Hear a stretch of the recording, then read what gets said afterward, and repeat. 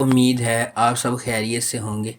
اگر آپ نے ابھی تک ہمارا چینل سبسکرائب نہیں کیا تو اسے ابھی سبسکرائب کر لیں اور بیل آئیکن کو دبانا بالکل بھی مت بھولیں۔ شکریہ۔ نمبر 8، کیزل گونجا لار۔ کیزل گونجا لار مریم کی دل خراش کہانی سناتا ہے، جس کی شادی ایک اسلامی فرقے میں 14 سال کی عمر میں ہوئی تھی، اور اب وہ اپنی بیٹی زینب کو شیخ کے پوتے کی دلہن جیسی قسمت سے دوچار ہونے سے روکنے کے لیے بہادری سے لڑ رہی ہے۔ اس کی بھابھی کی رہنمائی میں، جو فرقے کی ایک سابق رکن ہے، انہیں احساس ہوتا ہے کہ انہیں فرقے کے طاقتور چنگل سے زینب کو بچانے کے لیے بھاگنا چاہیے۔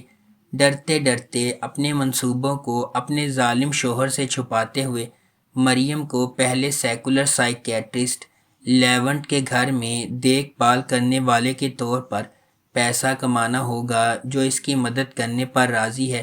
ان کے متصادم مذہبی اور ترقی پسند عقائد کے باوجود مریم اور لیونٹ جذباتی طور پر ایک ساتھ کھینچے جاتے ہیں، لیکن ان کی زندگی میں انتشار اور گہرا ہوتا جاتا ہے جب ان کی بیٹی کی شناخت ظاہر ہوتی ہے۔ نمبر 7، کیندی دوسان آلاماس۔ جس دن علیزے کی پیدائش ہوئی، اس کی ماں کا انتقال ہو گیا۔ علیزے کو احساس جرم ہے، حالانکہ اس کے والد نور الدین اسے پریشان نہ کرنے کے لیے بلند آواز میں اس کا اظہار نہیں کر سکتے۔ اس میں نور الدین نے اسے خوش رکھنے کے لیے کیے گئے سمجھوتوں کا اضافہ کیا۔ نتیجہ ایک جارحانہ خود غرض کردار ہے جو بنیادی طور پر اپنے آپ سے متصادم ہے، تاہم وہ ایک بریکنگ پوائنٹ پر پہنچ جاتا ہے، تقریباً ایک ویک اپ کال، جب اس کی بیٹی ایک میکینک کی کار کو نقصان پہنچانے والے ہٹ اینڈ رن میں ملوث ہوتی ہے۔ اس سے پہلے کہ بہت دیر ہو جائے، وہ اپنی بیٹی کو وہ چیزیں سکھانے کا فیصلہ کرتا ہے جو وہ اسے چھوٹی عمر میں سکھانے سے قاصر تھا۔ اس کا پہلا مقصد علیزے کو دوسروں کے فیصلوں اور خواہشات کا احترام کرنا سکھانا ہے۔ اس وجہ سے وہ سینم کو پرپوز کرتا ہے، جسے وہ برسوں سے پیار کرتا تھا، لیکن شادی کی طرف قدم نہیں اٹھا سکا تاکہ علیزے پریشان نہ ہو۔ نمبر 6، ودا مکتوبو۔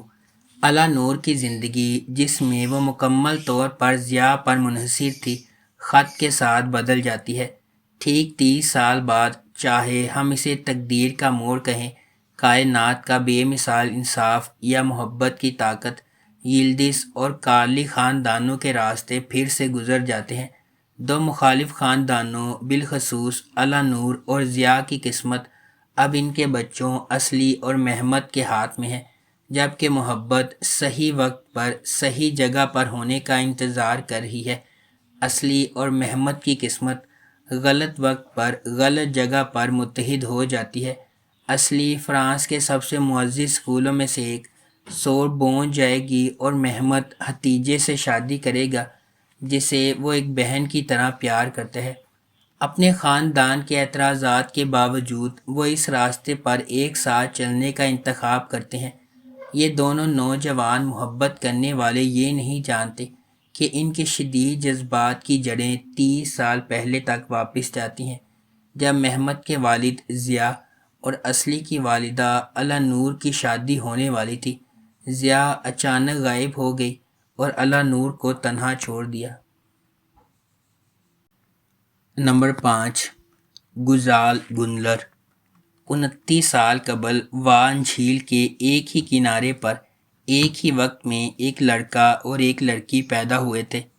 عقل مند اور بوڑھے سیڈرک نے دونوں خاندانوں سے ملاقات کی اور والدین کو بتایا کہ بچے ایک ہی قسمت میں شریک ہیں، وہ ایک دوسرے سے گہری محبت کریں گے اور پھر کچھ خوفناک ہوگا جو انہیں الگ کر دے گا۔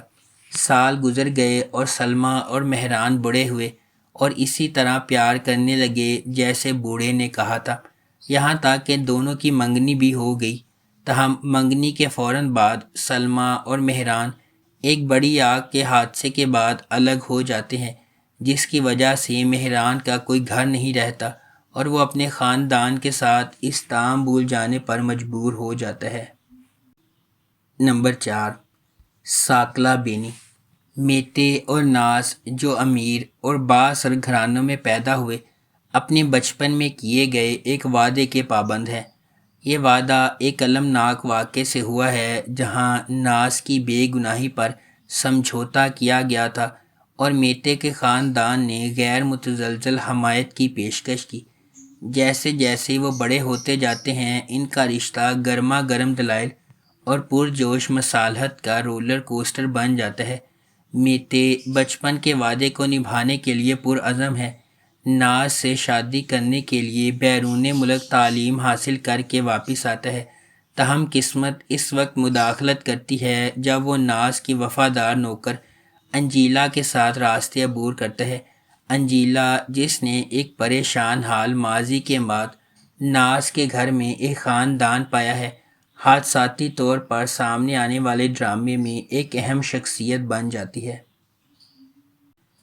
نمبر 3، حدوثو سیودہ۔ حدوثو سیودہ خلیل ابراہیم کارسو کی کہانی ہے جو اپنی پیدائش کے وقت بحیرہ اسود کے گاؤں میں واپس آتا ہے۔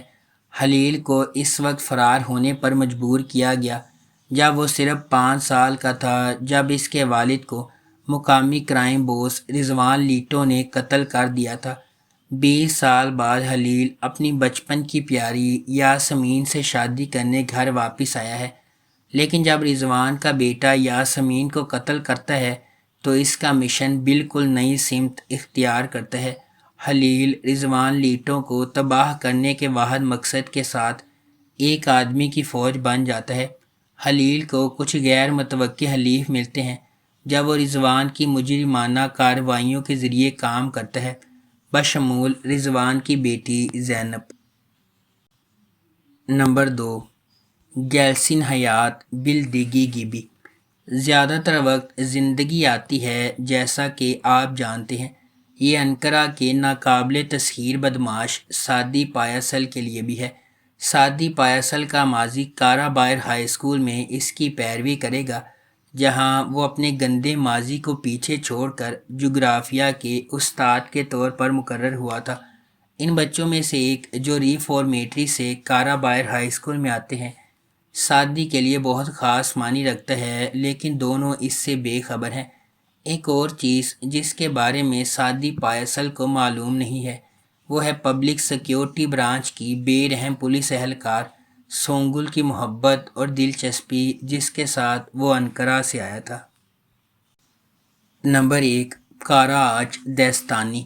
یہ سیریز جلال آغا کی پیروی کرتی ہے جو اپنے علاقے کی تمام زمینوں کا لالچ کرتا ہے، تمام آغا کی زمینوں پر قبضہ کر لیتا ہے اور بالآخر اس کے آخری حریف عثمان آغا کو قتل کر دیا جاتا ہے۔